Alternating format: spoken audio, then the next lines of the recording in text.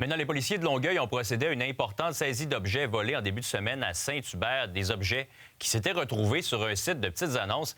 Il y a un homme et une femme qui ont été arrêtés. Et Marie-Pierre, il s'agit d'une importante saisie. Oui, plus de 2500 objets volés qui ont été saisis d'une valeur totale évaluée à plus de 350 000 $ quand même.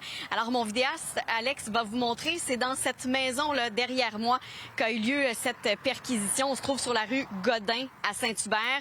Parmi les objets qui ont été saisis, là, il y avait notamment des vêtements, notamment de la marque Lululemon, une très grande quantité, nous dit-on, des outils, des parfums là, de tout genre. Alors, c'est vraiment là, dans cette maison que tous les objets ont été trouvés, mais c'est également à cet endroit que le suspect a été arrêté. Il s'agit d'Ismaël Jadil, a été arrêté, interrogé, puis a été libéré, là, fait face à diverses accusations. Il faut dire que c'est une enquête qui a débuté à la fin du mois de janvier. Il y a des enquêteurs qui faisaient une vigie sur les réseaux sociaux et qui ont découvert un compte suspect sur un site de petites annonces.